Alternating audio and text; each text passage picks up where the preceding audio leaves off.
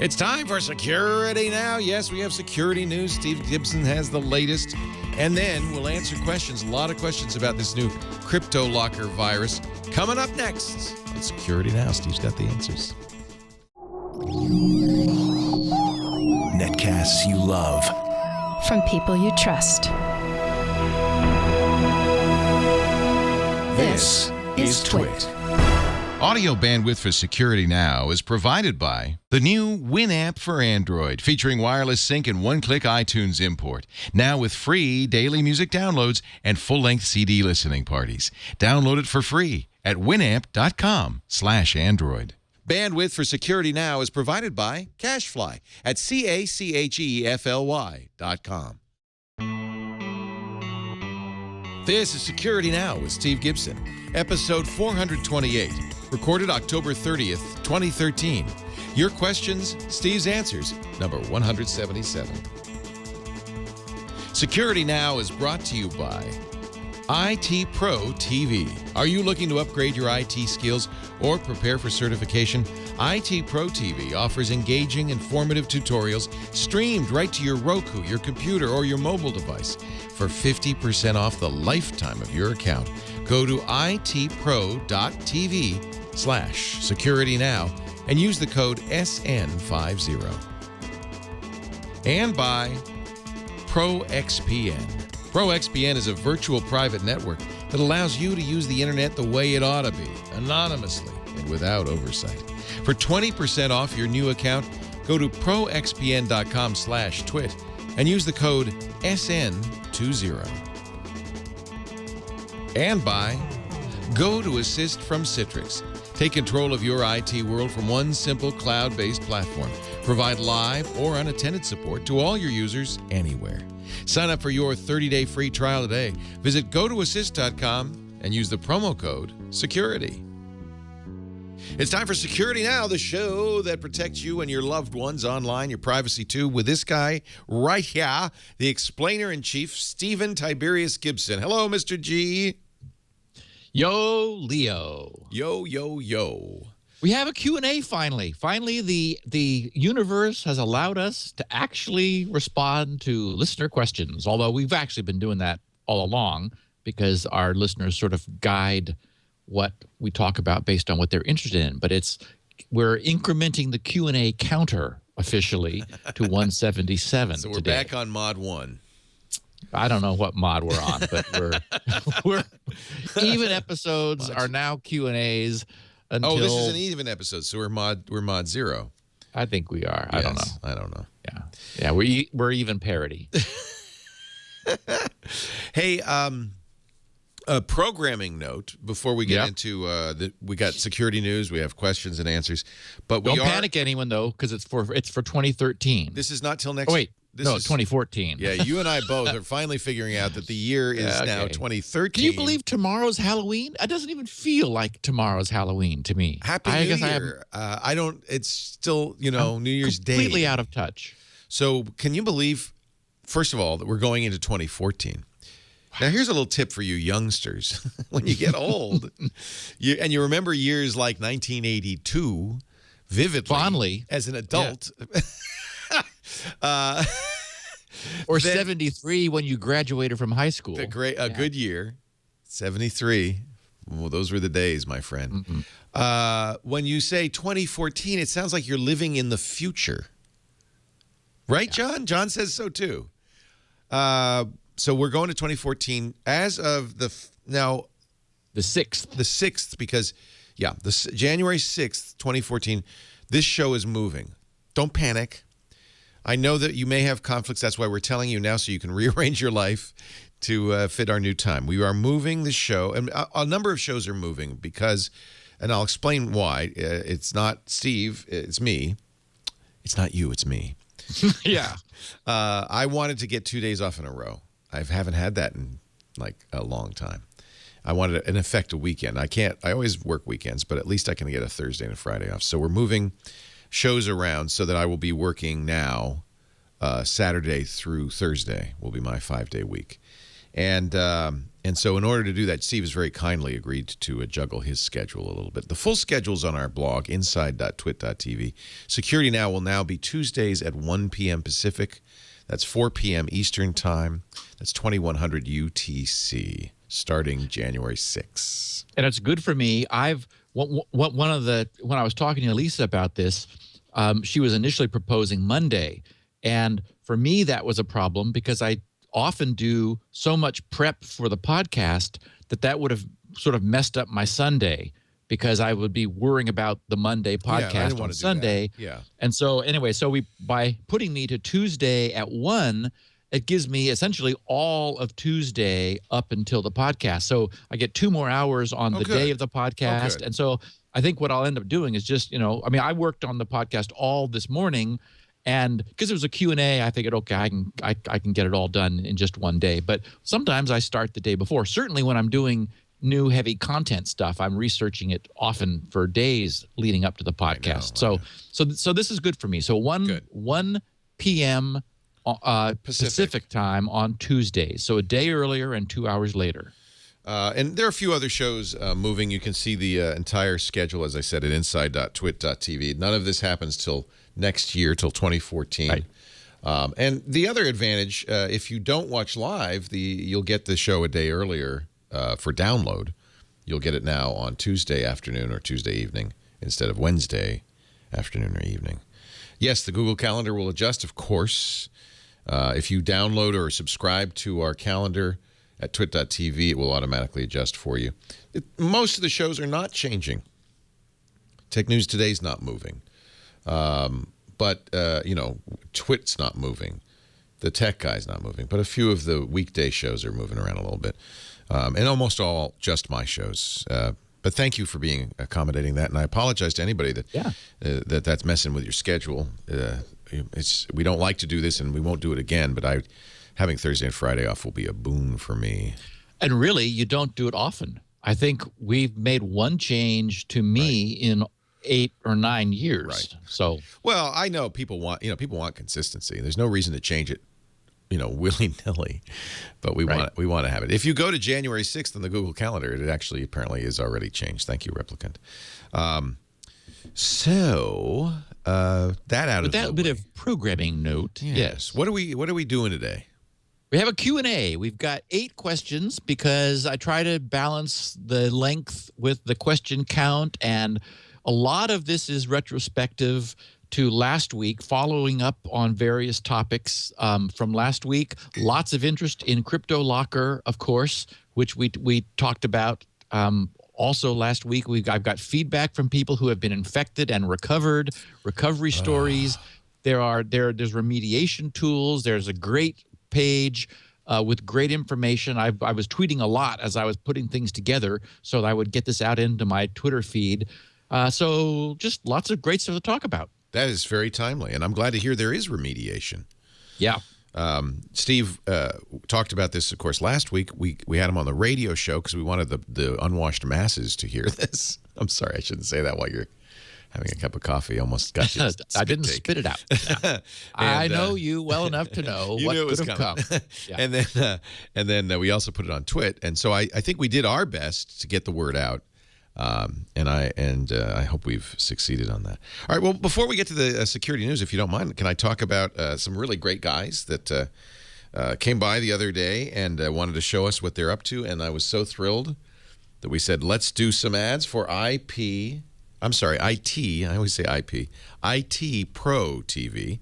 If you're learning or you want to learn certs, if you want to have an A+ certificate or a Microsoft certificate, you might want to check this out. It is really a cool site. If you go to itpro.tv/securitynow, you can save some money on your subscription, save a lot of money on your subscription. These guys said, we were inspired by the screensavers to create, he says, actually, let me read this right here. Welcome, fans of Security Now. ITPro.tv has a long history with the Twit network. We've been listening to and watching Twit and all of the other shows for over 10 years. The love of technology and enthusiasm to explore every facet of what is out there is something we share in common with all the Twit hosts. And you can see that influence throughout the site from how we film our shows. They use TriCasters. They use the same everything that we use.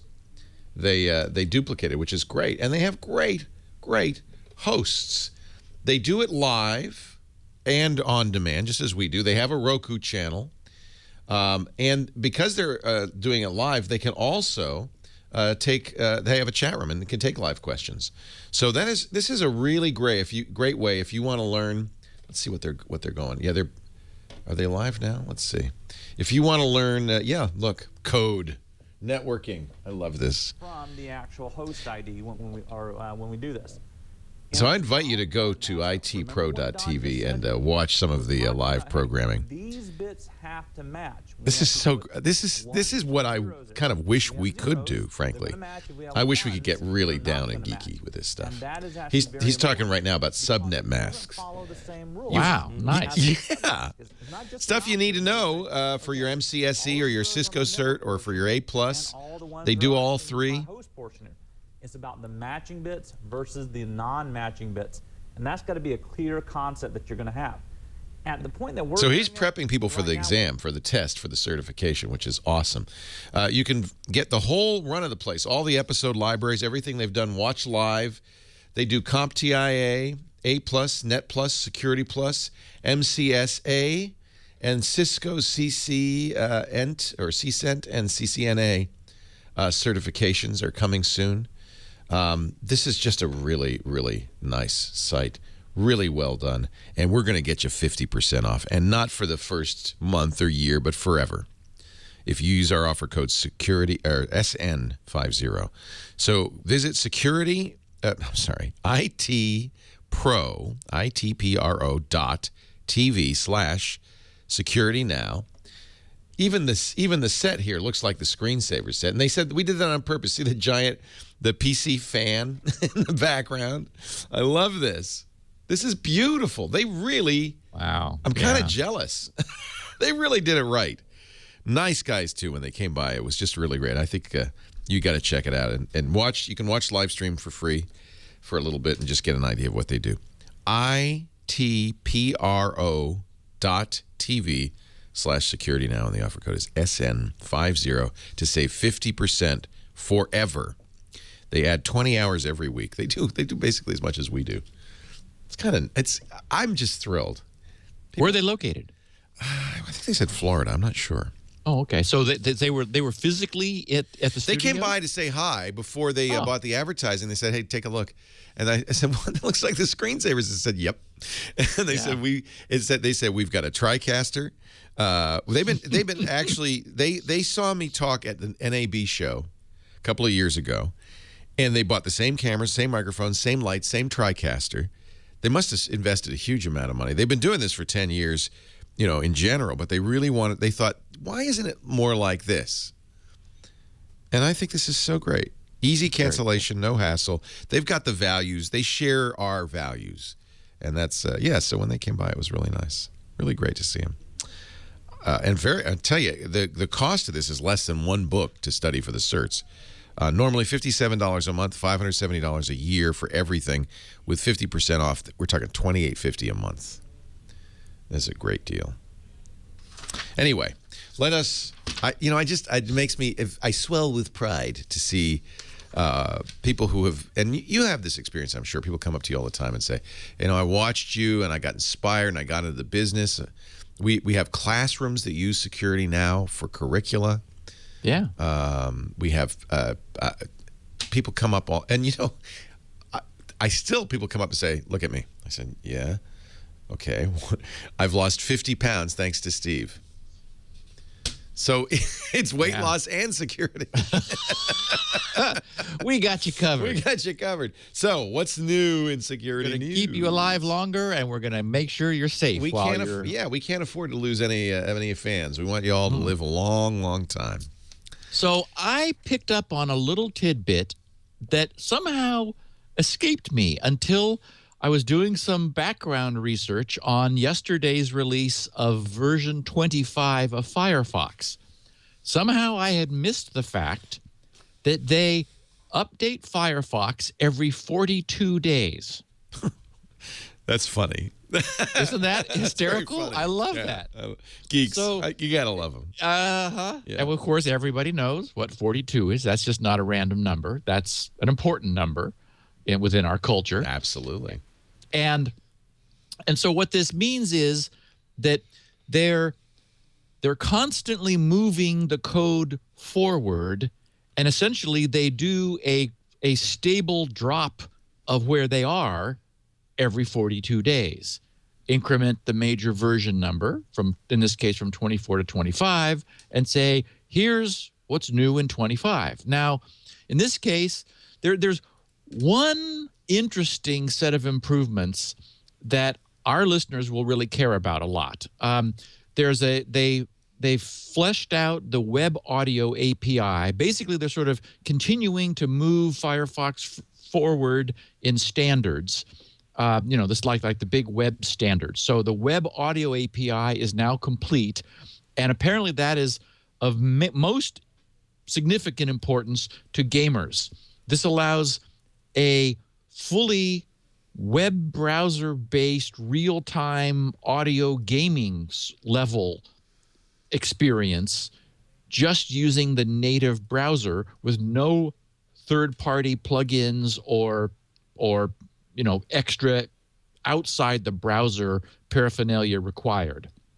So that's one thing. Also, I had noticed that the find window, when you want to find text on a page, that when you change tabs, the find window stays, which I guess is useful to some people who want to find the same thing across pages, but the Mozilla folks felt that wasn't the typical case. So now find is no longer shared among pages.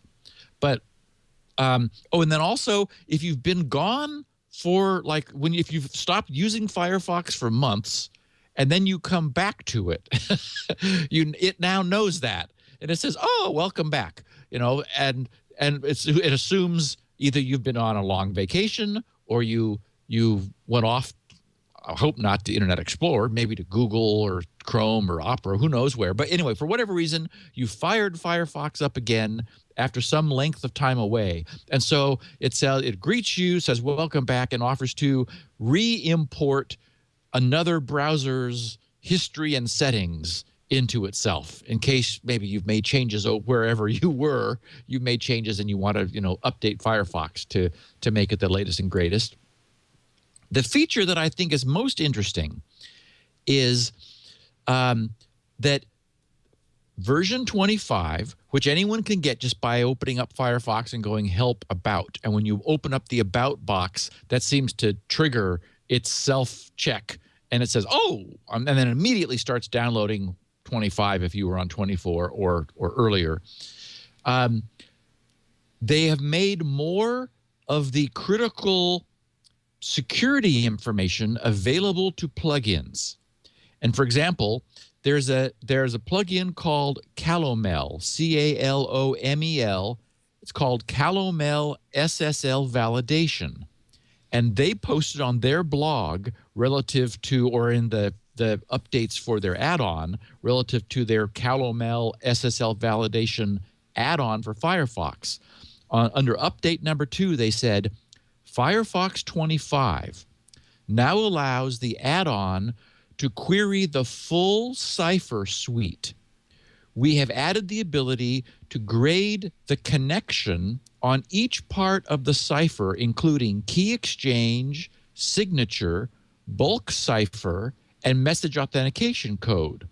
So they have that. So Firefox 25 gives them visibility into the fully granular handshake and crypto status of your connection to the server. And so they said, we also check and grade the cipher if it supports perfect forward secrecy, PFS. You know what Calomel is, right? No. It's a fungicide and insecticide. It's mercury chloride. It's called Calomel. Whoa, okay. It's good. It's actually a great name. So, yeah, so if you get 0.64, their version 0.64 for Firefox 25, you get this extra stuff that Firefox 25 now offers. And I think that's cool. That'll certainly be of interest to our users. One thing they did that I'm a little curious about is they said in their notes that resetting Firefox, which I assume means restarting, no longer clears browsing session. And they said that, so I'm assuming that that means that session cookies span resets, which is, I guess that means that closing the tab is now what causes session cookies to be removed, but closing the browser and restarting it, which reloads tabs, apparently now in version 25 deliberately retains session cookies. So I guess that's okay as long as people understand that. That does represent sort of a stretch, but I can see where from a usability standpoint, they wouldn't. So the idea would be that like it wouldn't log you out of all of your ongoing sessions if you closed Firefox and restarted it immediately, or reset Firefox, whatever that means, as opposed to manually closing a tab, closing a window, which then would clear the session cookies for that session. So it's like, okay, well, that's an interesting change.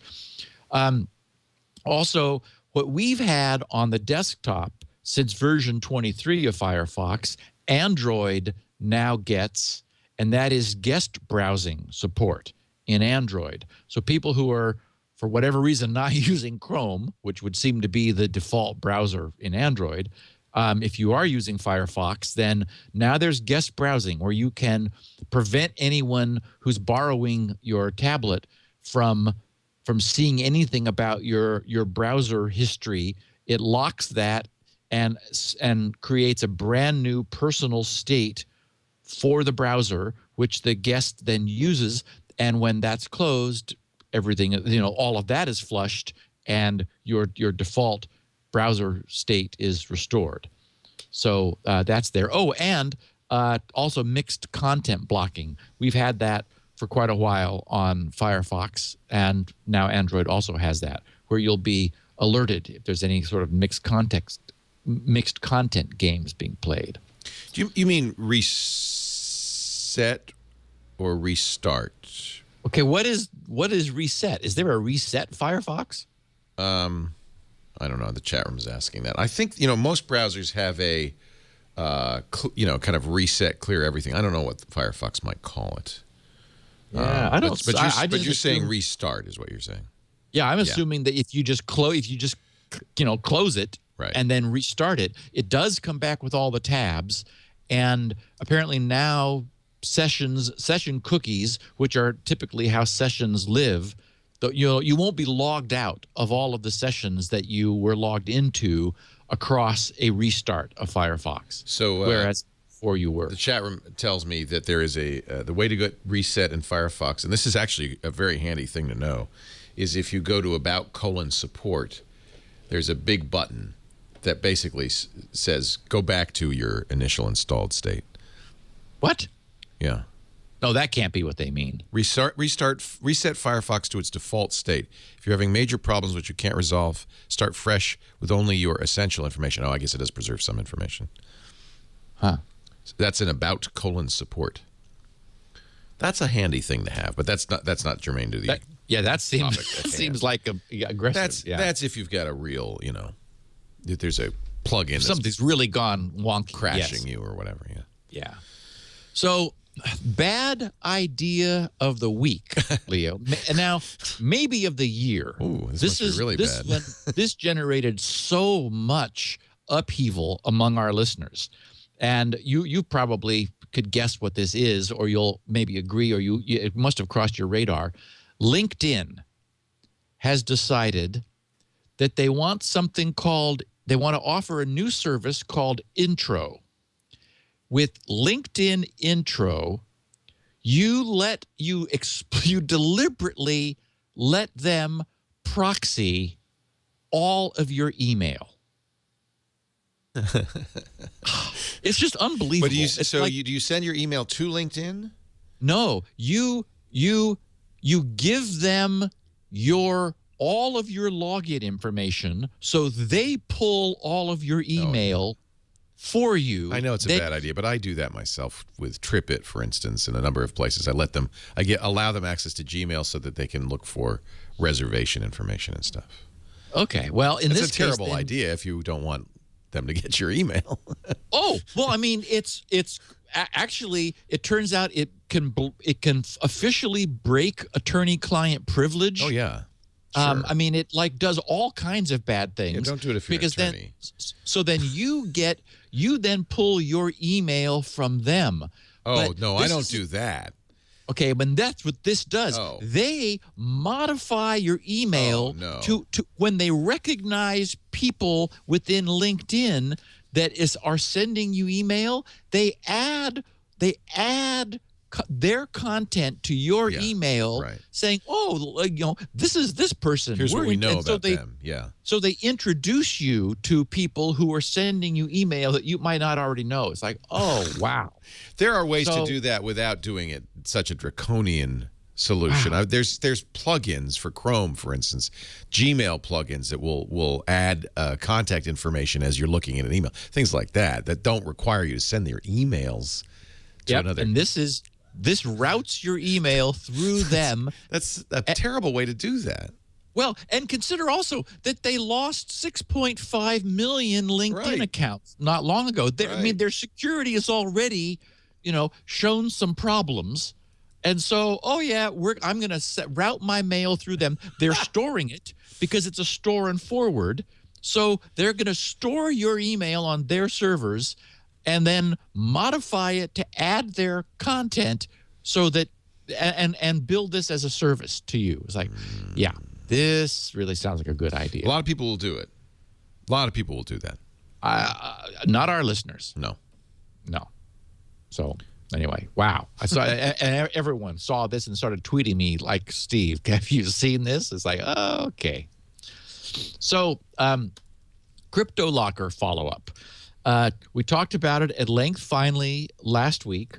I got a tweet from a Rob Pickering Monday who came into work and was greeted with the news that one of the execs in his apparently rather major corporation got CryptoLockered over the weekend. Oh, dear. And so Monday morning it was, I have something on the screen, and Rob had already heard last week's podcast, so he said, "Oh, even worse. He knew what he was looking at." Yeah. Oh, the feeling in the pit of your stomach when you see that. And he said, "Read me exactly what it's saying." And so it was verbatim the beginning of, that sort of broken English that I shared with our listeners last week. And he did have that sinking feeling. And he said, okay, don't touch anything. We'll see what we can do. So he started tweeting to me, and he ended up putting up a really interesting first-person narrative experience blog posting. Unfortunately, when I tweeted that, of course, it crashed his server because so many people were interested in tracking it down. I had him produce a PDF of the page, which I then hosted so that everyone could get the PDF from me. So for anyone who's interested, this is in my Twitter stream. And remember, you can always find my Twitter stream. You can obviously go to twitter.com/SGGRC, but then there's that neat guy that's aggregating my stream for me, and he's at bit.ly/SGGRC, and that'll bounce you over to his page where you can easily find those tweets, where I have links to both Rob's original blog post, which he has updated since, and the PDF that I had him make for me so I could host it with my bandwidth, which is hard to crash. So the good news is 100% recovery. They paid the ransom, they got the key, it began doing the work, and all the files came back. That's sort of good news. I mean, they're out $300. Yeah, but they had files that they needed that weren't backed up anywhere. I don't know if that's the good news. They gave $300 to a bad guy. It's like, good news, I got mugged, but I'm not dead. Well, and so we hadn't seen, from everything I'd seen online, there were mixed results, but no affirmative full recovery report. It looked, and we were sort of chuckling, you and I, that it didn't look like the bad guys had spent as much time perfecting the recovery the decryption that they had the encryption, which of course was understandable, I guess. But at the same time, if this thing developed the reputation of not giving your files back after you paid your $300, then people would stop paying the $300. So anyway, it does successfully decrypt. As long as law enforcement hasn't shut down the server with the keys. True. And that has been happening also. Another listener, Tony Casazza, I guess, Casazza, he tweeted earlier this morning, my client just called up with CryptoLocker virus. They are paying the ransom. Cross my fingers it works. And then a bit later, he wrote, I sent back to him. I said, good luck. So far, as far as we know, it does. And he says, thanks for the reply. Wait, just got message, payment activated, decrypting files, holding my breath. So the bad news is these guys are making a ton of money. As you said, Leo, I mean, it's a mixed blessing. They're making a ton of money. And this is why it was immediately clear to me last week that this was the new normal. I mean, this was what we're going to see. I just hope awareness of this spreads as fast as possible. That's why I put you on every venue I had. Yeah. Because if people back up, then they don't have to give $300 to these guys. And I really think that giving them $300 is not the ideal outcome because it just, as you point out, encourages it. It's going to encourage it. Yeah. But on an individual level, what choice do they have? No, I understand. That's why you be proactive. Yep. Back it up. Yep. And how come he didn't have a backup? Well, this is a business and you don't have backups? Well, this was the executive's personal machine at home on the weekend. Oh, it's the nitwit executive. Oh, yeah. That's the problem with the executives. Yeah. Yeah, well, those darn I'm sure the business was well backed up and wouldn't have a problem here. It's the executives. No doubt. Yeah, it's the C-level guys. Well, in fact, in a way, that's Darwinian. Executives should have to pay $300 just for being executives. Darwinian. I have also heard of instances where someone in a corporation had the shared drive mapped to a drive letter, and it encrypted the corporate drive. So that's what we were worried about. Yes, we've had confirmation that that it is going after drive letters, and so it will enumerate the drives and go look for any enumerated drives on the system. Wow. So it did reach into a shared server and encrypted those documents. So be careful. Back up. Yeah. Please, I beg of you. Well, and the issue of hot and cold backup then, of course, becomes very germane because you need versioning backup where the versions are deep enough that you will recognize the problem and still have backups that predate the moment of encryption and when your backup snapshot occurred. There's good news. This isn't a hard thing to do. Both Macintosh and Windows have versioning backups available. Time Machine and I forget what Microsoft calls it, folder thingamabob. They're snapshots. Yeah. So you absolutely can do this without any expense or really even much trouble, but do it. Yeah. Yeah. So 2 Snowden updates. One is a few days old. Well, okay, Monday. And this just sort of crossed my view, and I thought, well, this is sort of sad. And this is via Reuters that reported that British Prime Minister David Cameron said on Monday his government was likely to act to stop newspapers from publishing what he called damaging leaks from former U.S. intelligence operative Edward Snowden unless they began to behave more responsibly. Ugh, this is why we need WikiLeaks. I know. Quoting him, he said, quote, "If they don't demonstrate some social responsibility, it will be very difficult for government to stand back and not to act," Cameron told Parliament, saying Britain's Guardian newspaper had, quote, "gone on to print damaging material after initially agreeing to destroy other sensitive data." So, wow. And then this morning's news. There's a link that I have in the show notes, Leo, if you want to click it and bring up a picture, because this Washington Post article, which copies something that the Guardian had posted, I assume it was in the Guardian. Maybe I'm not so sure now, but the Washington Post did a picture of today's most recent slide, courtesy of Edward Snowden. Now, I have to warn you, if you are a government worker, right, that what I am about to do will force you to burn your computer and hand in your badge or whatever it is that you have to do. Because if I show this classified slide on a non-classified computer, you got to tell your boss. So turn off the podcast now, or get a better job. Think about the private sector. So what this slide shows... This doesn't look like a slide. This looks like a Post-it note. Well, it is yellow. It's a Post-it note. It's yellow and handwritten. So this shows on the left is the public internet cloud with all of the regular things out there showing SSL encrypted links going to something called this is the worst. If this is a PowerPoint slide, we are in more trouble than I thought. It's also got a smiley face on it. So this is so depressing. There's a smiley face.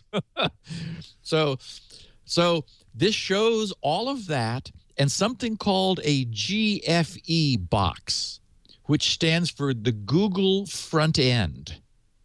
And then behind the GFE, the Google front end, is another cloud showing Google data centers exchanging data not encrypted. And what we now know is that the NSA had, and there's a name for this program that the story discusses, there is another part of the program is the NSA deliberately tapping Google's cloud communications, which have been decrypted by the Google front end and are in the clear. This is where the smiley face appears. It's right under the GFE, SSL added and removed here, smiley face. I'm sorry, this doesn't... This feels not credible to me. Like, this is the NSA would do this? Like this Post-it note with a smiley face? Well, they're not known for their graphics. You know, their prior slides are not award-winning in terms of their design. So this is the most ghetto slide I've ever seen. Well, the bad news is, I mean, it makes sense. The way SSL operates, one of the things you often do is you run a major SSL provider will have accelerators on their border, so-called SSL accelerators. Those they're hardware assisted, performing all of the crypto work, and so the SSL communication is point to point between the SSL accelerator and the user, and then inside that you have a non-SSL encrypted connection. It is decrypted by the accelerator because the accelerator is tuned specifically, often with strong hardware crypto technology to deal with the bandwidth and the extra SSL handshaking, and then inside you don't have that. So it entirely makes sense that at some point this is what was going on, and the slide tells us that the NSA was deliberately tapping essentially in the cloud. That is, as this data which is with private Google IPs and point to point, but it does, in order to go from one data center to the next, it's traversing the public internet, even though it's private IP to private IP. NSA knew that. They knew it was decrypted, and they arranged to tap it. This the tool is called Muscular. Uh-huh. And the reason the British don't like these revelations is because it's operated jointly with GCHQ, the British spy agency. So the British equivalent of our NSA. Yeah. So that's why David Cameron's so peeved. Yeah. So more details. And judging, this feels credible. I mean, I gotta say, the Post doesn't feel credible, but the information therein is perfectly reasonable. Yeah. And if they weren't doing it, they're probably thinking about doing it now. So a little quick instant messaging follow-up.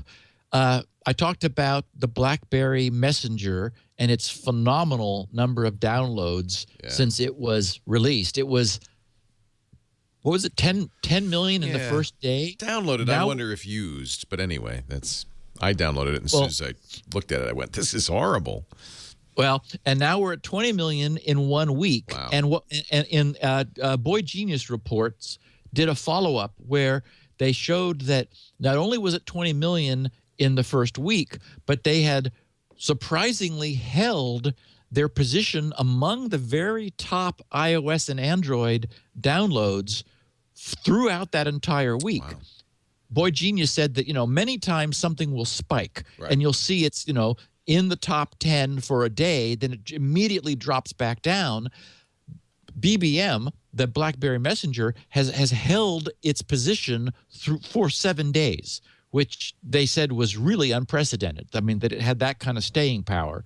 So, I did install it like you. It happened that our podcast friend, Simon Zarafa, who often tweets, I happened to see him. He tweeted something, and I sent him a message with my BBM ID, and so we played with BlackBerry Messenger a little bit for 10 minutes, and it was like, okay, well, other people explained that the reason it was so powerful was that it had good group messaging features. Apparently, that's one of the strengths. But so does every other. So does WhatsApp and everything else. Of course, the 90s are calling. They want your messenger back. I don't think this is state of the art by any means. The real reason people are downloading it is because they still know people. That's how they communicate with them on BBM. Right. Because you need their BBM number. I mean, it doesn't even go by name. It goes by PIN, which is right. nuts. You need their PIN. Yeah. And the thing that I wanted to do, which is why I brought it up initially last week, was to disabuse people of the belief that it was somehow really strong security. Right. It's not. So I wanted to let people know, yes, from everything I've seen, Threema, THREEMA, that we also discussed last week, is really strong, and I have also played with it. And I don't have a pressing need for point-to-point encryption. I'm happy with iMessage on my new iPhone, but if I do need really strong point-to-point encryption, Threema would be, I think, my app of choice. There are alternatives, but Threema really looks like they did it right. So many people have Threema'd me now because of this, and I have responded. I've kind of done the same thing I did with PGP, which is, yep, your Threema's working. We are connected. You and I are connected via Threema, but we haven't yet exchanged QR codes. We have to do that in person over a glass of fine Cabernet. Right. I think I associate it with my email address. And since you have my email address in your account, it said, oh, somebody you know is using Threema. And then it was able to connect you. You know, it's nice, though, like Threema, like PBM, but for privacy reasons, doesn't associate it with a name in many cases. So when I get a Threema from somebody, it's just a number. It's an ID number. And you're able to give them you're able to assign that account your own nickname. Yes. And it suggests that you not use your real name, but rather that you use a handle that you're comfortable with, not being comfortable with somebody else seeing. So is this a TNO solution, though? Really? It's not. It absolutely is. It is. Yes, absolutely. I meant to do, since I talked about it last week, I ran across much more detailed information about their cryptography. I mean, for example, they're using the same elliptic curve stuff. They chose exactly the same stuff I chose for Squirrel. These guys said this is the right one. Yeah. And so it's like, wow. And it's done on your device. It's not done on their server. Nothing's stored on their server unencrypted. Nothing goes to their server unencrypted. It's like PGP. Yes. You encrypt it on your end, send it. They do hold it so that they can have a store and forward briefly for 14 days. Yeah. But so it uses Dan Bernstein's ECC, the same 25519 elliptic curve technology that I chose to use for Squirrel, which is, been looked at a lot. And as far as we know, I mean, it's completely NSA proof.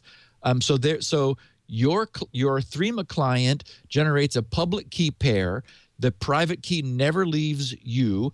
The public key then is what you want to, the reason that they have these 3 dots is that you want to obtain a level of confidence that the public key belongs to who you really believe it does. Because authentication then is the challenge. After you've achieved privacy, you want to make sure you're not subjecting yourself to a man-in-the-middle attack by having someone gives you their public key, you give them yours thinking that they are somebody else, and then they turn around and give that to, theirs to the other person and establish a man-in-the-middle position. Right. So that's why there's this red, orange, and green 3 dots is the level of certainty. And so, for example, you and I would have orange level 2 dots because we used our email address books to identify each other more than just exchanging the public key itself. And if when we meet, we can aim our phones at each other. They will then do a first person, phone to phone public key exchange, and that will bring us up to green level, which is we're absolutely sure that we have each other's public keys. And so yeah, I'm very, very pleased with Threema. I think it's a neat idea, and it does. Yeah. It doesn't do. Maybe it does group. I haven't, but it does do multimedia, so you can send images and all of that stuff. Yep, it's not group. It's just point to point. Just point to point. That makes sense. You couldn't do group, probably. Well, it'd be more tricky to do that. More tricky, yeah. Very nice. Good. I've been using it. Put it on my front page. Yeah, so it's there. Now, should I hold up my QR code and put it on camera and let everybody take it? I was tempted to post mine on my own website just because it's like, hey, here's my QR code. Yeah. And that would allow everyone to get green dots, which is sort of nice. And is there any reason not to do that? Yeah, for me, if you would want to be on SSL, and of course GRC is 100% SSL, because then the real, the security knee-jerk people would say, wait a minute, a man-in-the-middle attack could have changed that image and you wouldn't know that it was real. But yes, you could hold it up on the podcast right now on the video, and there it would be. So anyone whose phone was able to scan it's my public key. It's your public key. That's all it is. So the only negative to this would be that then everybody would know my Threema code, not just my friends. Correct, and so you could get spammed. Anyone could send you stuff. Well, anybody who watches Security Now is my friend. That's right. Right. So there's my Threema QR code right there. I'll just hold that there for a second. You don't need it for very long. You just do a screen grab and I think that's good enough resolution. I'm really amazed by the we've talked about this before, how much redundancy and how effective the QR codes actually are. Yep, yeah. They're very reliable, varying levels of error correction. It uses strong error correction because in many situations, like where there might be a poster, the poster could be physically damaged. Sometimes people will even put logos in the middle of the QR code, which completely violates the encoding. but there's so much redundancy. There's so much error correction that it'll just error correct right around the weird little logo in the middle. Yeah, so I think that's cool. I do well, too. And speaking of QR codes, we have officially renamed SQRL. It's still what? No, it's still SQRL, but it stands for Secure, Quick, Reliable Login. You've retronymed it. We've retronymed it, yes. The problem was too many people were thinking all it was QR codes. Right. And it's evolved way past that. So that you don't need a smartphone. You don't need, it's like, well, how do I log in on my phone? Well, you just tap the QR code. How do I log in on my computer? You just click on the QR code. You don't have to scan it with your phone. And so we decided we would, I like nothing that. else has Secure, changed. quick, reliable logins. I like it. Login.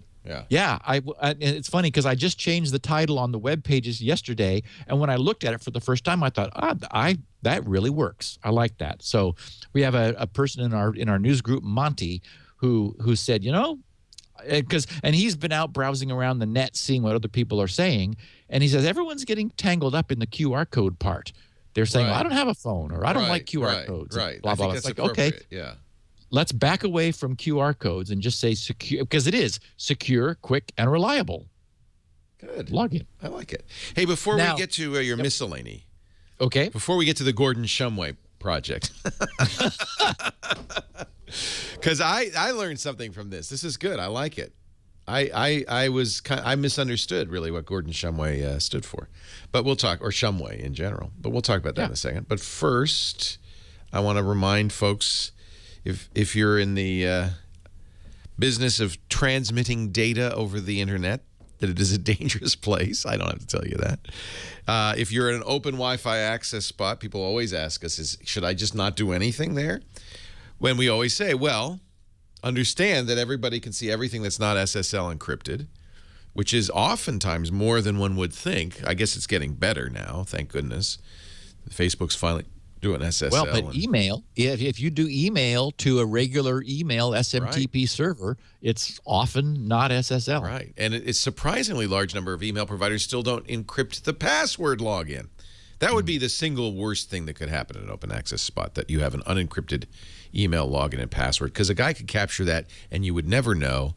He would never have to do anything with it. He could just sit there and read your email anytime he wanted to, because how often do you change your email password? And it's classically, you just run Wireshark on a machine in an open Wi-Fi, and you see all of these email accounts going by. It's really easy. So we've often said that the real way to secure yourself on an open Wi-Fi access spot is an open VPN login. And of course, some people are, pretty sophisticated and have the capability to run their own open VPN server. Most are not. And it's probably a violation of your terms of service with your ISP, et cetera, et cetera. So in comes ProXPN, our sponsor. ProXPN does the open VPN for you. They are an open VPN provider. You will, log into their server from wherever you are, and all the data from you to them is encrypted. And in fact, you don't even emerge unencrypted on the public internet until you get out of their server, which has a secondary value. Not only is it private at that open access spot, but you can emerge anywhere you wish on the internet. They have servers in Dallas, Seattle, London, Singapore, Los Angeles, New York City, and Amsterdam, more coming all the time. That means you emerge from that point, eliminating geographic restrictions. If you want to watch the BBC, you can emerge in London. And suddenly David Cameron's your prime minister, too. This is a really sweet system. Very affordable. They do have a free service, but I think in most cases you're going to want to go with the paid service. Normally $10 a month, $75 a year. But we have a special offer. Use the offer code SN20. You'll get 20% off, not just initially, but forever. What? 20% off forever. So that means we're talking less than $5 a month on the yearly plan. Visit proxpn.com/twit, and you'll see the Twit welcome, and then you can get that offer code SN20 for a very, very good deal, 20% off for the life of your account. They also have, and I want to, this is really good news. If you're on mobile, it used to be in the old days with mobile, you'd pretty much be stuck with PPTP. You can now do a VPN on iOS and Android thanks to their apps. They have a new Android app, which is fabulous, free on the Google Play Store. ProXPN. I know it's OpenVPN, but they're ProXPN, so don't get that wrong. ProXPN.com/twit. We thank them so much for their support now for some time of Security Now. They're really on the right show. That's for sure. Yeah. Okay. So I did want to follow up a little bit on my discussion last week, just briefly, of Squirrel's new what we call ID lock or okay, good. Yeah. Identification lock. I had just released it. You know, remember I'd spent a couple hours at Starbucks and figured out a protocol, and I had just put the page up, and I'm not going to try to describe it on the podcast because it's tricky. Yeah. What I wrote was, I said, and this is on the ID lock page, so it's completely documented in the Squirrel pages at GRC. And I started by saying the identity lock protocol is admittedly a bit tricky. It needs to be more complex than Squirrel's comparatively straightforward identification protocol because its requirements are more complex. While operating, it must be able to generate and provide something to every web server so that its identity can later be proven. But what it generates and provides to each web server cannot in any way identify it to the server, since the Squirrel system provides strong anonymity guarantees to prevent web servers from having anything they might compare to identify and track users. And on top of that, since it must be truly hacker-proof, the system that generates this identity-proving information must not itself be able to prove its own identity. Otherwise, a compromised or hacked Squirrel client could be used to maliciously prove its identity in order to unlock and alter a user's website identification. So, we need to be able to provide anonymous identity proof without being able to prove our identity. And that's what I did. Okay. That's confusing. And so, well, no, I mean, it is. And people in the news group have studied the protocol and understood it because it's not like it's super voodoo. It's not that complicated, but it's just a little too cumbersome for me to describe verbally. Right. But I wanted to invite our listeners who are curious to go check out the identity lock page. I just finished a rewrite late last night because the way it sort of evolved, it ended up being clunky. So I went through and I cleaned it up and unified the naming that I'd used, and it's clearer now than it was. But it's pretty nifty because the cool thing is, as you're using Squirrel just during the day and you're associating your Squirrel ID to new websites, the Squirrel client is at the same time providing information which locks your identity, so that if the worst happened and someone were ever to hack your Squirrel client, they could not change your identity. They couldn't lock you out of your accounts. And what that also means is if you discovered that someone had apparently been logging in as you, which is what could happen if they somehow hacked your Squirrel your Squirrel password and master key, if they got a hold of that, then you can, by then loading this identity unlock key which is always offline. No part of it lives in your Squirrel client, but you get this out of your drawer where you've been saving it, then you're able to preemptively change your identity and essentially take it back from bad guys that may have gotten it. So you're able to take back your identity if it were ever to escape. And because that ability does not live in the client, bad guys can't do that. So we're really making great progress. Yeah, that's good. Yeah. I think it's going to happen. So Shumway. So thrilled. Remember last week, I was just like, Leo, why does this sound so familiar? Why? I couldn't figure out like Shumway. Why is that? It felt like it was current. Right. Well, the mystery was solved thanks to people who listen to the show and listen to me and know the things I'm doing and watching.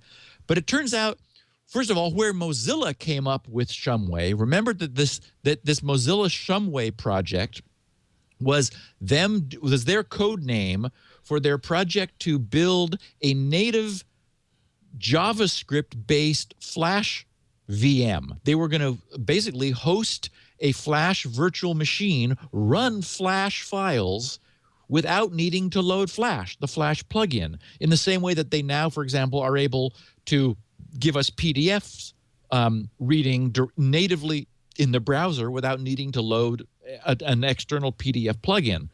So that was Shumway. So it turns out, thanks to a bunch of people who tweeted, that Gordon Shumway I guess was Alf? Right. And we said that. Okay, Maybe you didn't hear me. know that. We said that because the chat room came up with that one. Oh, and then I guess Flash Gordon inspired the naming of Gordon Shumway of Alf. So because Alf. So you have Flash Gordon, and that's where the Flash comes from, and then Gordon Shumway. So they're like two of these weird references linked together to get to it. But the reason it was so familiar to me was Julia Shumway is one of the characters in Under the Dome, which, I read the book. That's where you'd heard it. Yeah. Yes. Yeah. That's why it was so familiar to me. Was just like, Shumway, what have we been talking about recently that is Shumway? And it was Julia Shumway, who's one of the characters in Under the Dome. So that's what that mystery was.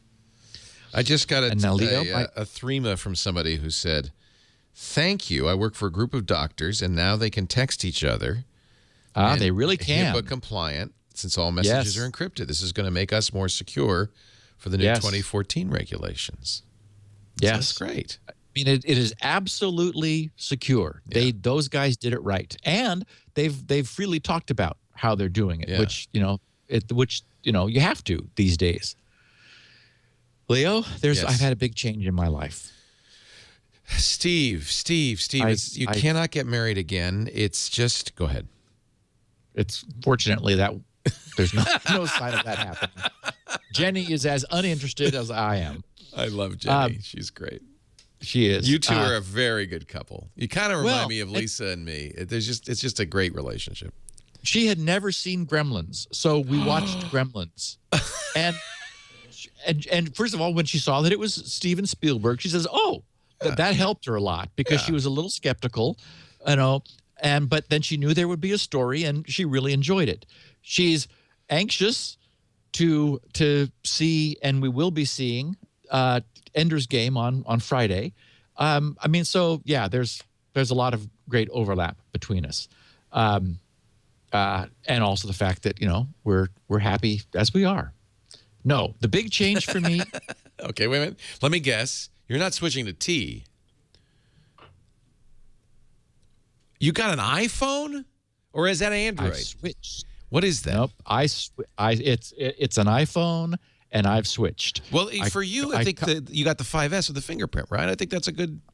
I did. Yeah. The problem was I could never make the change because I liked BlackBerry's keyboard and messaging. But I have to say that the keyboard aware correction on the iPhone is excellent. You have to. It takes a little while because you have to learn to trust it. So you just type, even though you're typing inaccurately, and it somehow knows. Well, and it should, because it should be able to see the letter proximity and use adjacent keys as hints for the spell corrector, and I believe they really did it right. So but I contacted Verizon a couple days ago, and I said, okay, I want to exchange these phone numbers. Oh, that's a big switch. Leo, I did not do it cavalierly. You should have at least gotten a Google Voice number. And for a while, I was carrying both of them. I thought I needed a crossover period. Yeah. So my right front pocket was a little heavy for a while, but now, and I actually weighed them both. And the iPhone weighs less than the BlackBerry, so I'm a little bit lighter, and I'm very happy so far. Yeah. Oh, and I did go into Verizon and looked at the iPad Mini. Even though it's the old one, it's still going to be the size. I think that may be the one, Leo. Yeah, I can't decide. The reviews for the Air are now coming out because they seeded the big names. Yeah, and very positive. It's 80% faster than the previous version, which was very fast. This new A7, and it's smaller. So I think the problem is you could go in and play with an Air starting Friday. So maybe that's what you should do. Yeah. And then I don't know if you say, well, that's still a little big, then hold off. We still don't have a ship date for the Mini with Retina. I know, but the Mini, it's like enough bigger than the iPhone that you can actually do real work on it, I think. I mean, you can, really easily, really reread web. Well, I mean, it's the same resolution as the larger pad, just physically smaller. Yeah. That may be the one. So, okay, now this is... You're going all Apple, dude. I am. And things are like syncing. It's amazing. It knows what my tabs are, and on different. It's like I'm getting all this cloud benefit. So see, it really is 2013 now, beginning to happen. So this is an odd. I ran across this from Justin in Lacey, Washington, and the subject line caught my eye when I was going through the mailbag this morning. It said, "SpinRite helps to uncover lazy employees." And I thought, what? Never thought of using it for that. Well, he wrote, several employees were given a stack of hard drives to wipe with a company-approved wiping software for disposal. I decided to run SpinRite on some of them. I'm not sure exactly what the wiping process entails, but the end result, I know, is that the same ASCII character is repeated across the entire hard drive.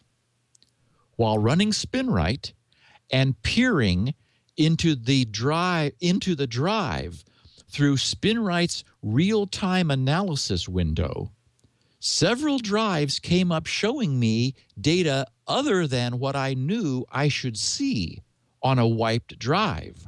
Recognizable file information, file names, corporate data, etc.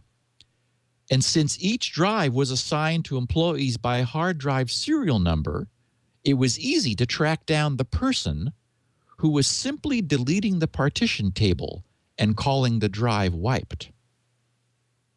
No.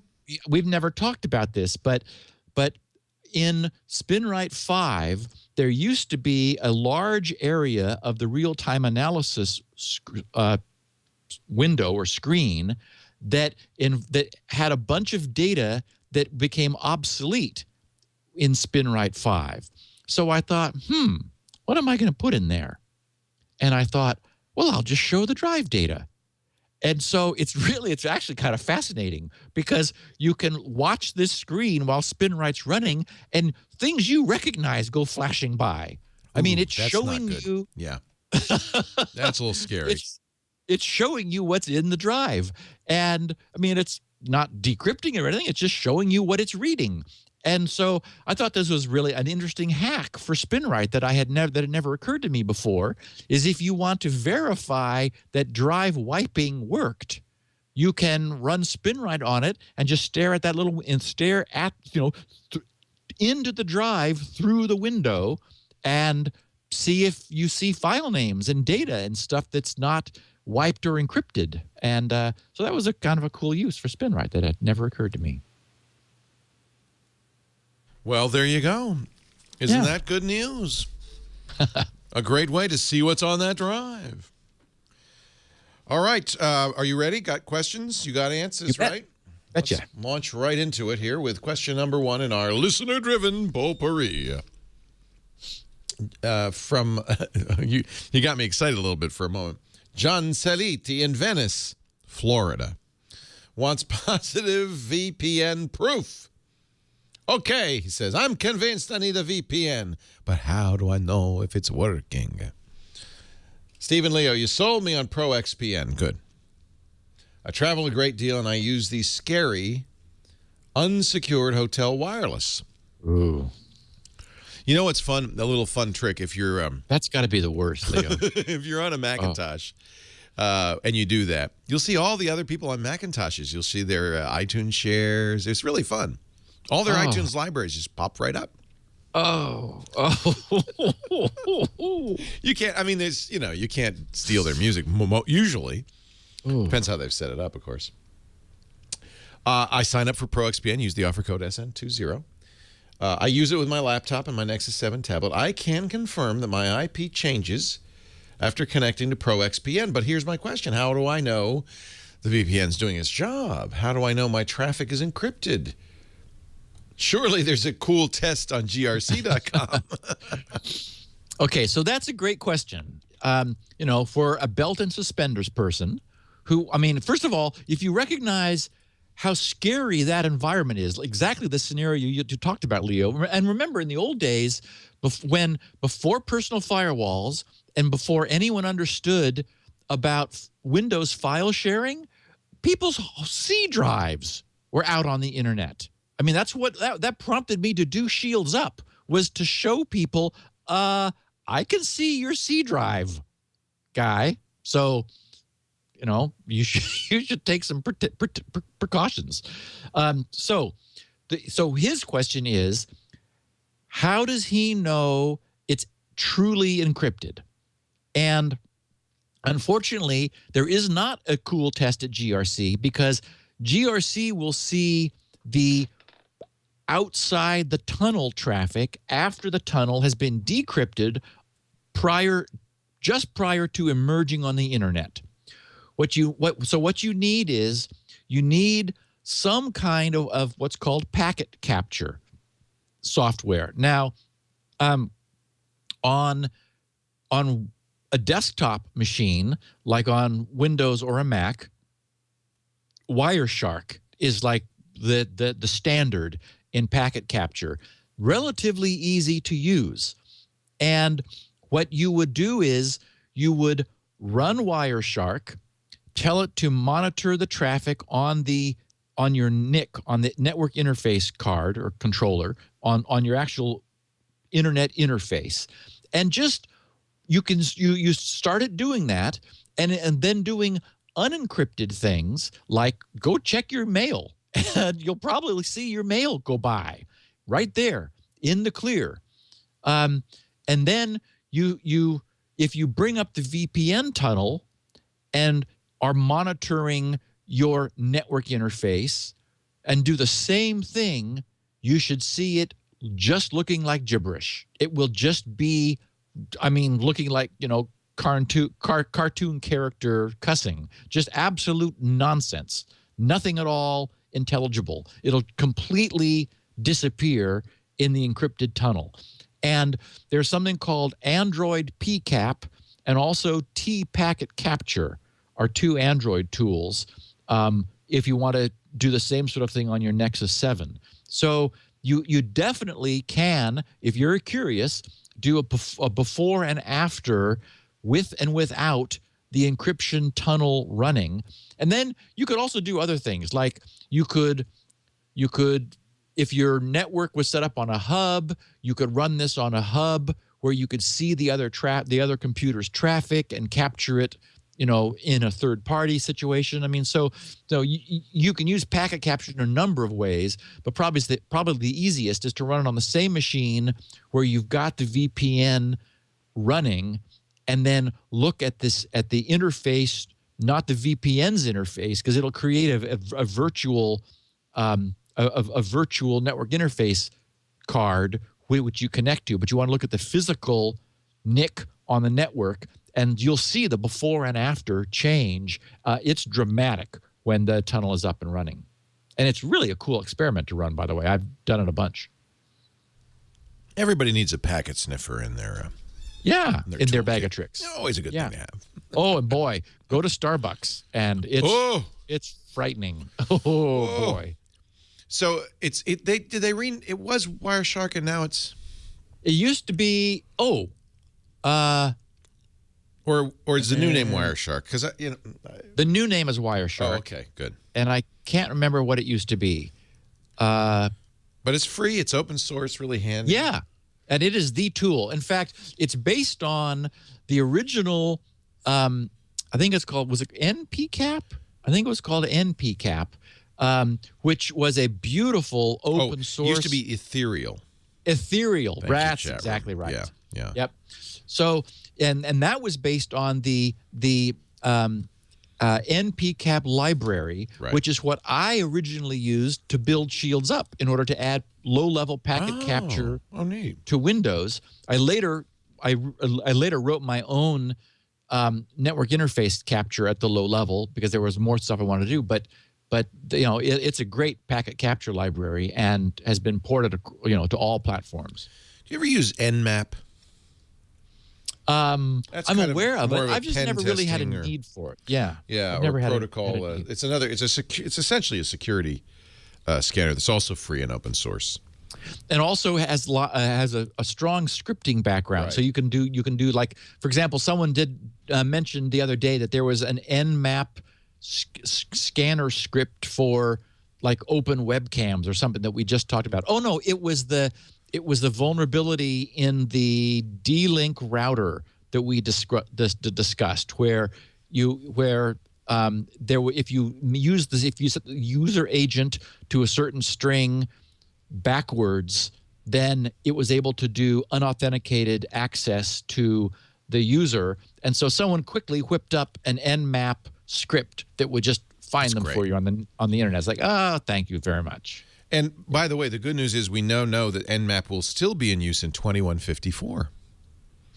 Because when they hack Matt Damon's brain in Elysium, if you look up close at the screen shot, it says starting Nmap 13. That's somebody, whoever did their screens for Elysium knew what he was doing. Yeah, they had some good techies. I love that. Question 2. Shall I move on? Yes. This comes from John Vandeveer in Smithfield, Virginia, home of the fine Smithfield ham. Stephen Leo, I thought you might be interested in this site, livingto100.com. Livingto100.com. You fill out a questionnaire, it gives you life expectancy. Thought you might want to try it out now that you're so healthy. I'm going to live to 97. I thought I could retire at 72, but I may have to launch a new career. Jim from Smithfield, Virginia. I guarantee you he doesn't eat a lot of Smithfield hams if he's going to live to 97. Yeah, cool. Okay, first, it would be. Well, it can be. First of all, I tweeted it and immediately found out from a good friend of mine that they want your email address. Then other people said that there's no verification at all, and so you can just type random gibberish for your email address. Right. So that's a good start. And I have not tried it. I can't vouch for its accuracy, but I thought that our listeners might find it interesting. Living to 100, LIVINGTO, then the number 100.com. And I don't know what they're trying to sell you or what the deal is, and it does seem to be giving people a lot of encouragement, because I had in the feedback that I've seen, everyone seems to be in their 90s. So either we've got an unusually healthy. Wait till I fill it out, dude. What did you get? Tell the truth. What did you get? Oh, I haven't. I just found out about it this morning, and I've been working on the podcast all morning, so I've had no time to do it.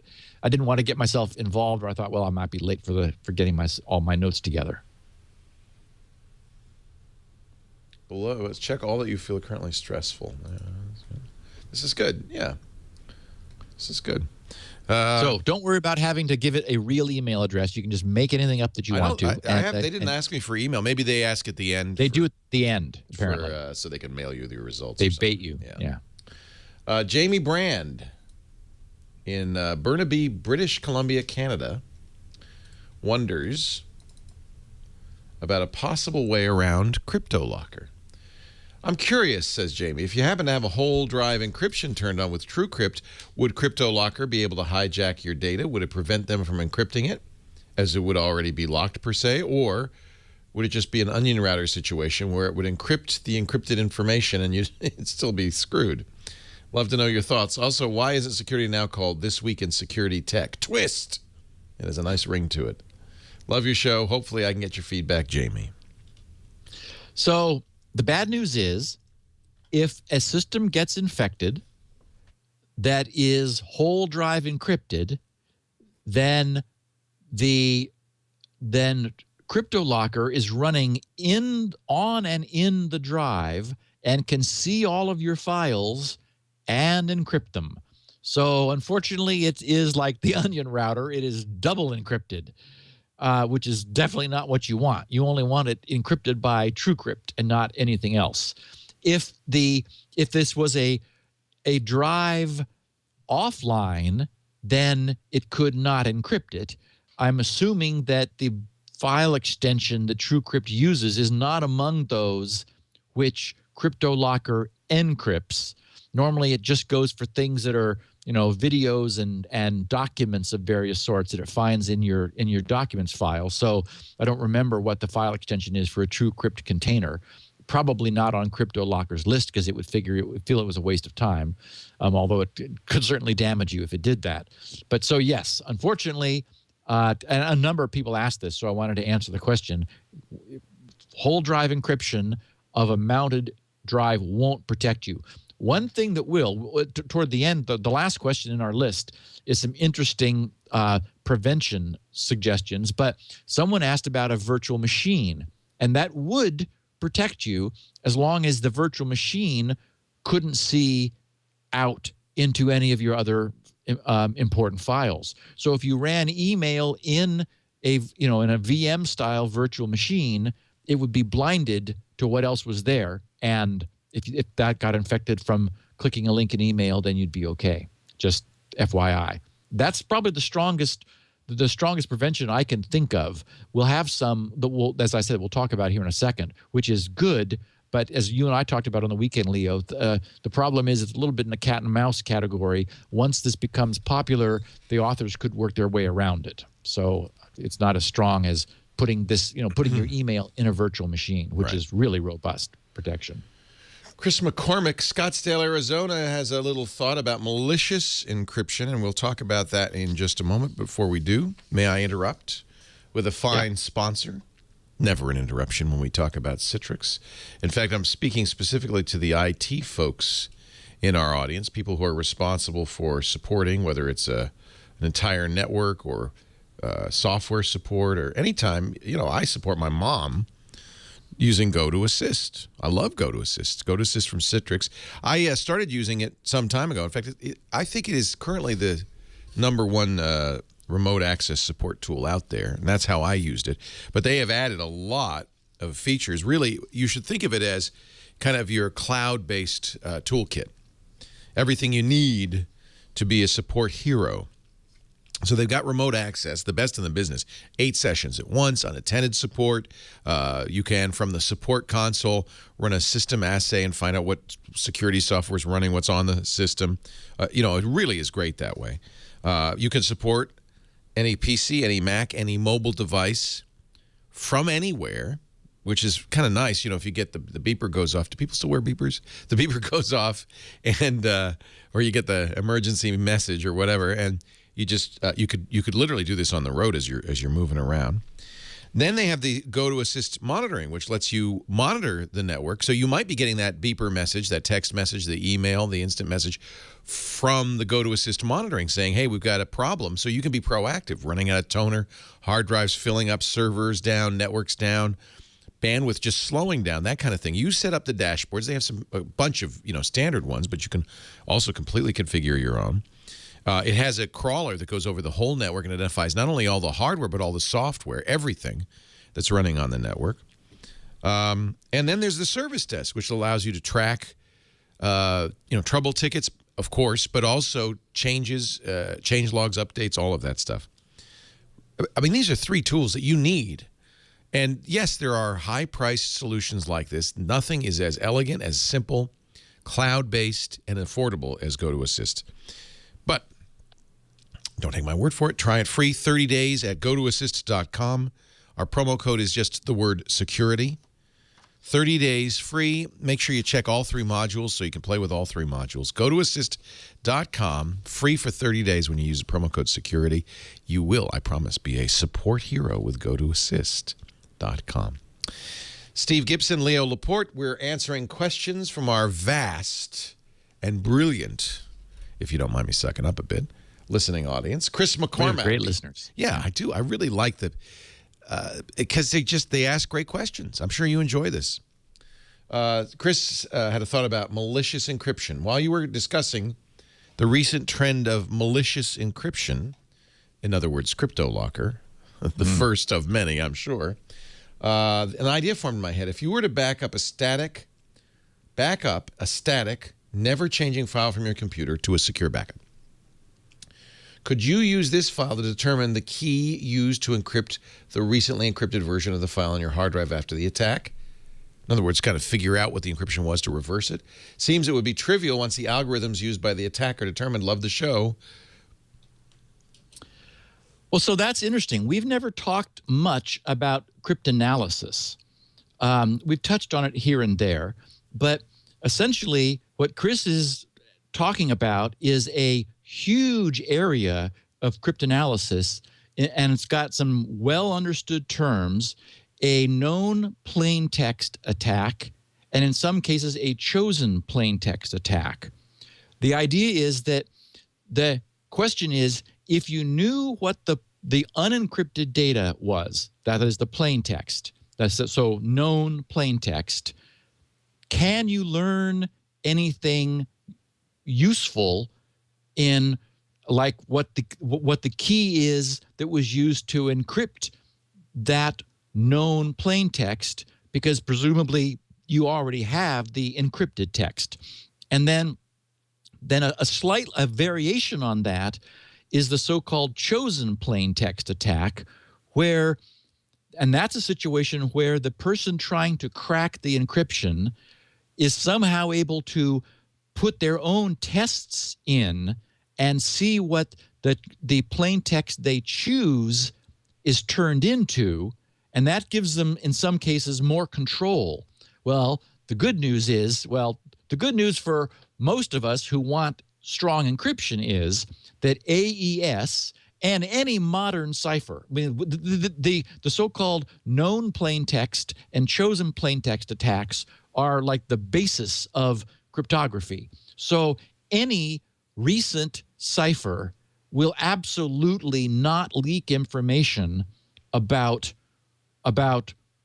what about the encryption key used, even if someone trying to learn what that was had both the plain text and the encrypted ciphertext at their disposal, which is what Chris is suggesting. So modern ciphers are completely immune to that. A perfect example of this being done is for example, we've talked about this often also, a simple stream cipher using XOR to merge the plain text with the pseudo-random stream. Remember, if we have a pseudo-random stream of bits and we take plain text and we XOR those two, even though it's a little counterintuitive, what you get is really good crypto, except it is absolutely vulnerable to, for example, a known plain text attack. Because if you took that ciphertext and you XOR'd it with the plain text, you get back the pseudo-random stream. That is, you get back the key stream that was used for doing the XOR. So XOR is an example of, It's a little fragile. If you use it very carefully, just right, it's secure.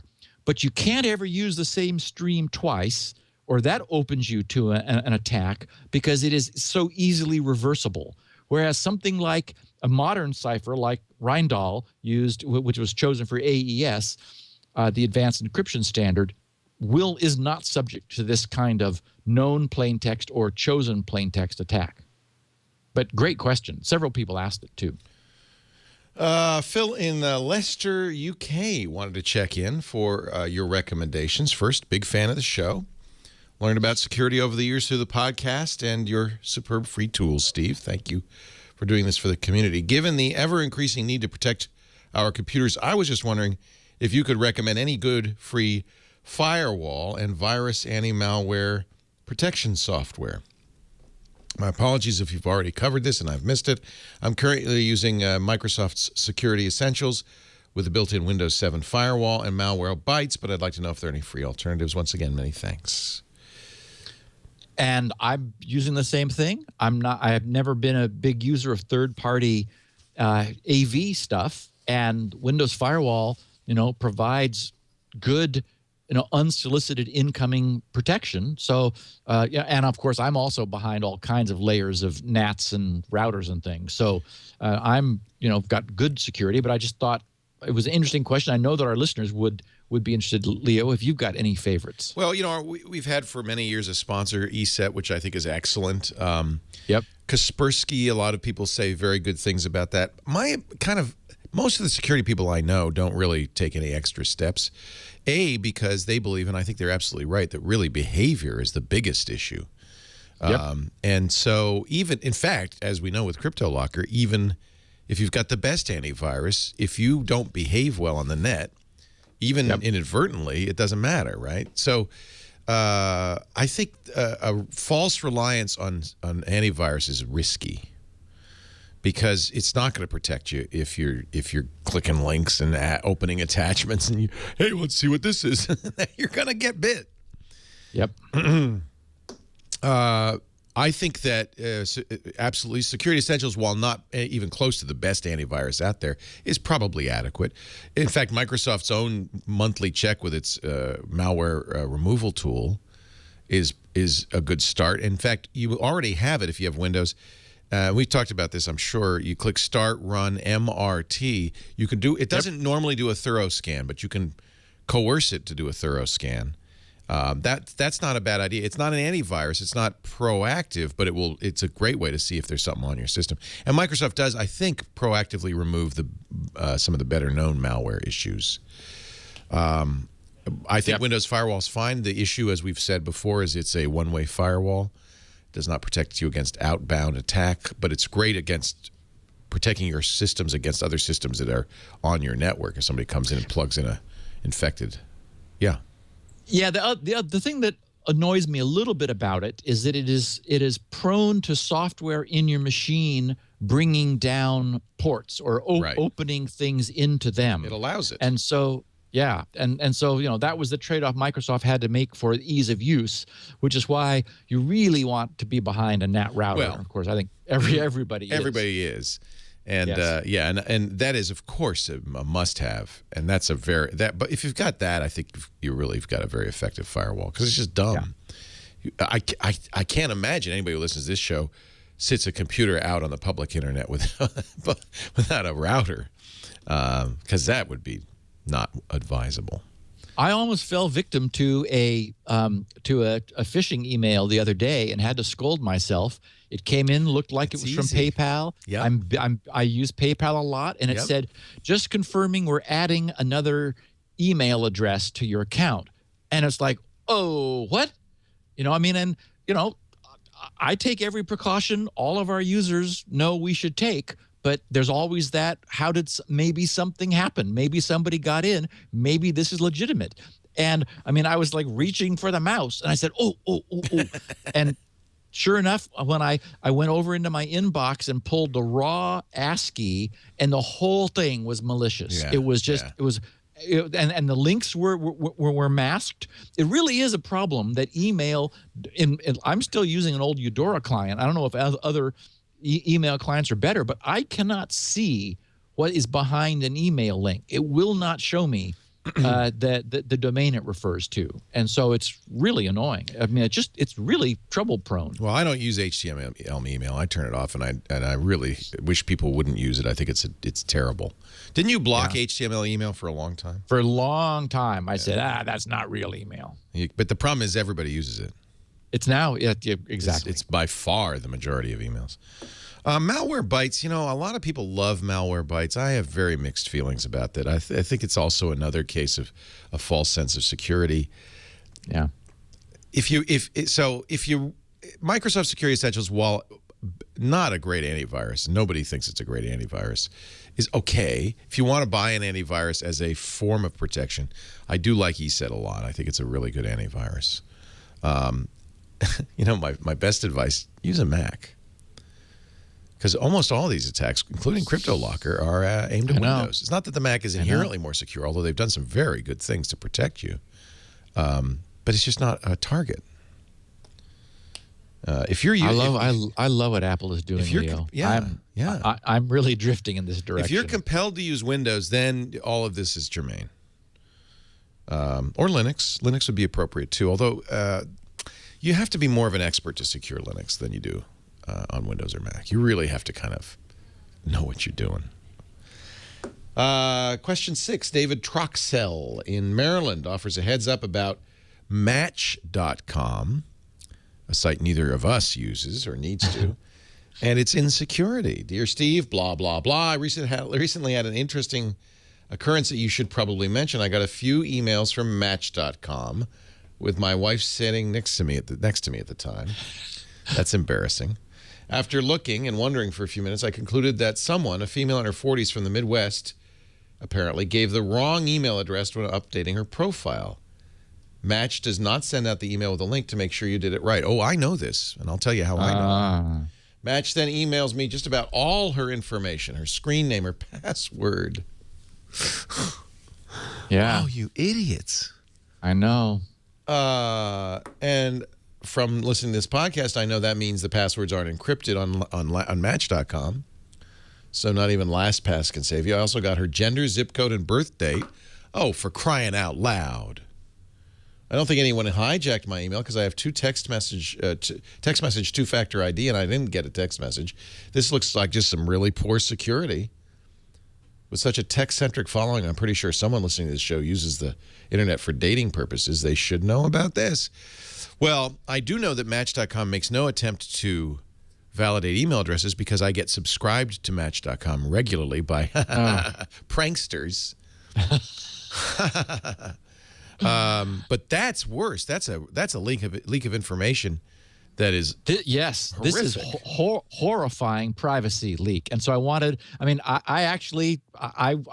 Mark Thompson has used Match.com several decades ago. I did, and met someone fun and we dated for a while. So, I was there once upon a time. It's a good service. It's the number one internet dating service online. But with security this bad, I just wanted to make sure our listeners knew, because I think David is right. There's no doubt that people who are hearing this are probably active users, and they need to be very careful with, their email address and password and so forth. Wow. Yeah. Really crazy that a site like that would be so lax with security. Because, it's the definition of personal information. Yeah, that's really enough to perpetrate a identity theft, I think. Oh, my goodness, yeah. And he could have clearly logged in as her and had complete access to everything she's able to do from her account. Right. Mike Graham in Hopticong, New Jersey. I don't know how you say that. Wonders whether TrueCrypt is dead. Well, better not be. Hi, Steve. Based on your mention in a recent Security Now episode, I checked out TrueCrypt. I take back what I said about our smart listeners. Leo. No, it's a simple, an easy mistake.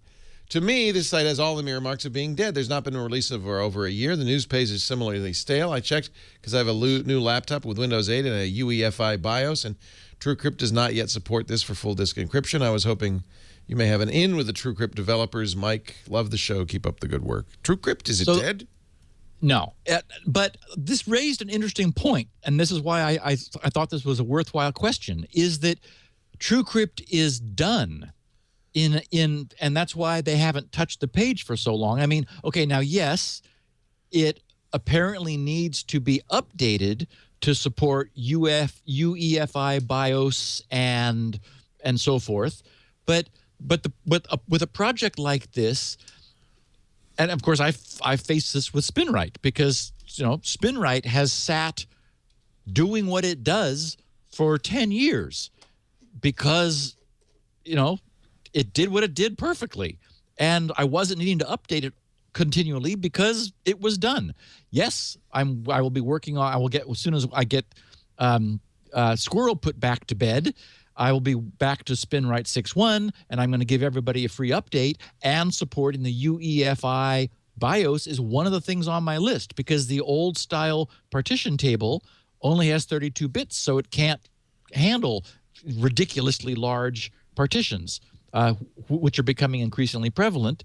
But I guess I felt for the TrueCrypt developers, like, this is all voluntary, it's all free, it's open source, fabulous software. We know that it's not dead because, as we've been discussing, we're in the process of raising. Well, we the community are in the process of raising money to do the first official audit of TrueCrypt, so that everyone can know what it is. So, and this is a problem that you sometimes get into with free open source software, is that it gets done, and then the world changes out from under it, and at some point people are going to have to come back and put in a substantial amount of effort in order to update it to new standards.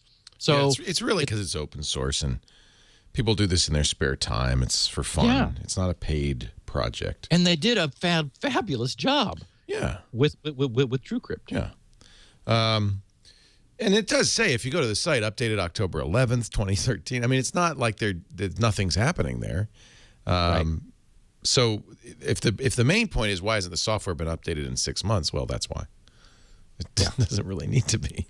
And I'm sure they're working on UEFI, although, as you know, that's non-trivial. It is non-trivial. If you've relied on BIOS, you have to rewrite a lot of low-level stuff. Yep. Is it well documented, UEFI? Oh, yeah. We have all the information we need. It's a public, open standard, and becoming increasingly one of the reasons I was able to put off, I've been busy doing other things, and I was able to put that off, is that we just weren't having many problems with people using UEFI, right? Because, for example, the Mac had moved there, but SpinRite was for the PC, and PCs were still staying with BIOS based, right? And so it wasn't becoming a problem. Now it's beginning to be a problem. So, of course, that has my attention again. Our last question coming up. I just want a little programming note. If you didn't hear our interview with Ladar Levison last Wednesday, that is up now on Triangulation, twit.tv/TRI. He's, of course, the creator of LavaBit. And he talks very candidly about what happened, why he decided he had to bring it down, what legal fight he's going on right now. And he mentioned something that we talked about before the show began, the new dark mail that he's doing in conjunction with Silent Circle. Yeah. And that's exciting. There's I asked Ladar, I said, come on, really, no email service can be secure, because the nature of SMTP is that most of the time you're sending mail unencrypted. You just can't. Not so few servers use encryption.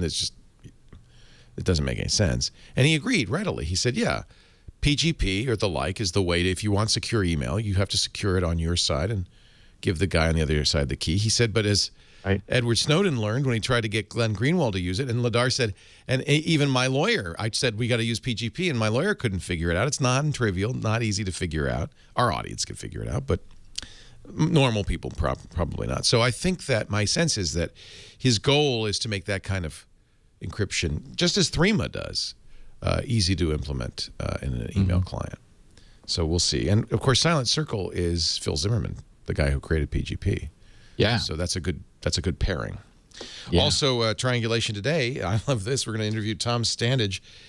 He wrote the Victorian Internet, which was a great book. His newest is about social networks. It's called Writing in the Wall, Social Media, the First 2,000 Years. And I think it's a great premise. It's the history of social networks from, the agora in Greek times to coffee houses in London in the 17th century. Really a great, and then the rise of mass media. Really a great subject. So that's coming up this afternoon. And I have to say, Leo, that I received a number of tweets from people saying, Steve, you've got to go watch what Leo did with Ladar. So I had other people saying it was really a great triangulation, and you were really up to speed apparently. So well, thanks to you. I mean, I knew what was going on because we talked about it, and I don't take any credit. I think the reason it was interesting is because Ladar was surprisingly upfront and frank. Given his potential legal problems, given his limitations. Yeah, yes, It didn't have a lawyer sitting next to him, just his dog, and he was great. I really enjoyed talking to him. Final question from Mr. Liquid Bread, Chris Phillips, who appropriately enough lives in Battle Creek, Michigan, home of Kellogg's. He brings news of a CryptoLocker prevention kit. I ran across this packet of group policy changes to prevent CryptoLocker from saving itself to your PC on a Spiceworks forum. I've downloaded it, and me and my colleagues are still discussing whether to deploy this in our enterprise environment. Check it out and see if it's worth mentioning on your next Security Up episode. He gives 4 links. Actually, those are all mine. Steve's. Yeah. Yeah, so first of all, this is what you and I talked about. There is something called Crypto Prevent, and it's sort of a turnkey tool which will use Windows group policies to block CryptoLocker from doing what it wants to do. So this is a useful thing. I'm a little uncomfortable because it has a chance of being of triggering false positives. That is, the good news is CryptoLocker's behavior is a little odd in how it wants to install itself and run itself, and that can be used in order to block that behavior. The good news is that group policies are an absolutely well-documented, well-understood solution for, especially in a corporate environment, for managing PC behavior.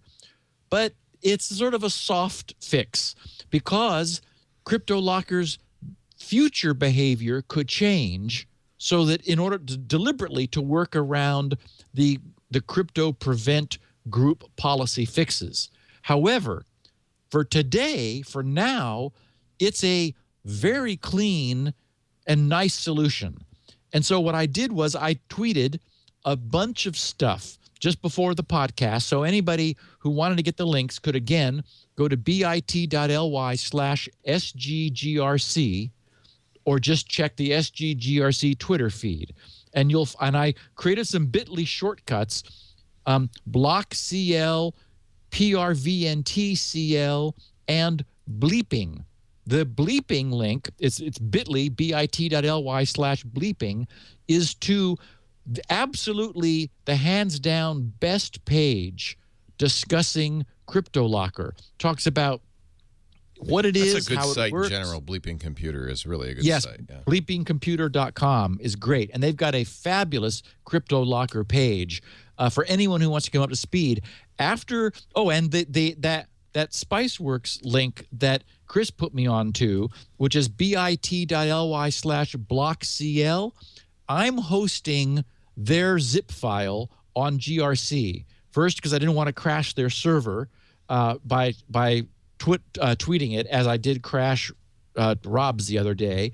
And also because I verified the file is a legitimate zip. Before I opened it, I looked at it through a binary viewer to verify that it was a zip format and not executable myself. And then I opened it and looked at the files.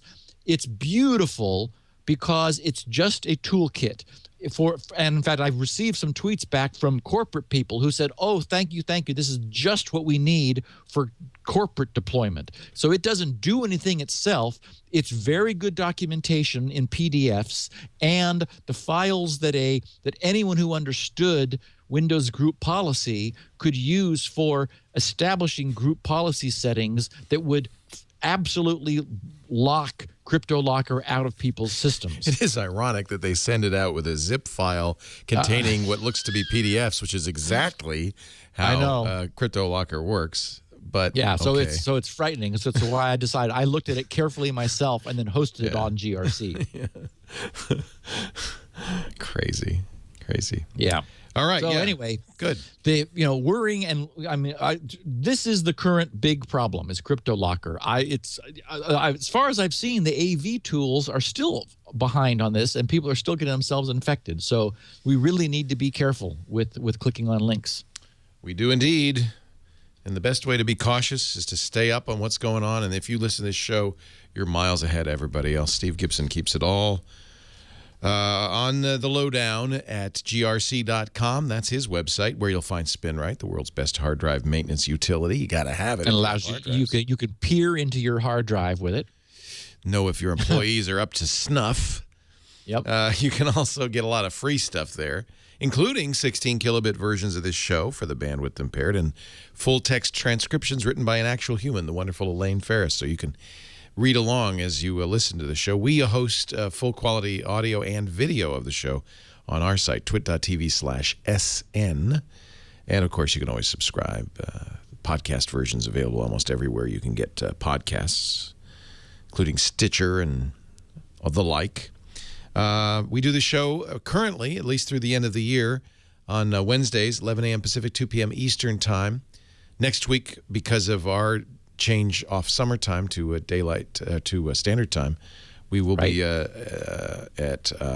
we move to GMT +8, so we'll be at 1900 UTC if you want to watch live. But if you don't worry. As like I said, on-demand version is always available. Thank you, Steve. You're coming up for New Year's Eve, our special event. I'm going to be with you for at least for a while you're following users around the globe. I don't expect the whole 24 hours. We start 4 a.m. New Year's Eve and 4 a.m. New Year's Day. We are going to celebrate New Year's at least every hour, in a couple of cases every half hour, in every time zone, a countdown. And I hope, and in fact, if you're listening, I hope you'll participate, a viewer or a listener in that time zone. You can sign up. There are many time zones unfilled at twitch.tv/NYE. If you're in Papua New Guinea, we need you. I did ask to get late checkout the next day. You're going to want it. So that I can stay up with you for a while. Yeah. It's going to be a lot of fun. I've wanted to do this for years. Nobody would let me. 24 hours of New Year's from the Twit studios. All the shows will be on. All our people. We'll have bands. We'll have jammies. Wow. You're going to be in your jammies? No, I have been informed that I must wear a tuxedo the entire time. Ah, there we go. It's going to be fun. Thank you, Steve Gibson. Thank you, Leo. We'll see you next time. How do you say Papua? Oh, and by the way, no jury duty for me so far. Oh, yeah. I forgot about that. Not sure about tomorrow, but I've been watching it day by day. And but nobody in the reserve group has been called. Apparently, there are people who are not call-in. There are people who you must show up people. And so no one has been taken out of the call-in groups that I've been able to detect from looking at the website status. So I think I'm in the clear for this round. Yay. You did your duty. This week at Google Next. Thank you, Steve. Bye. Security.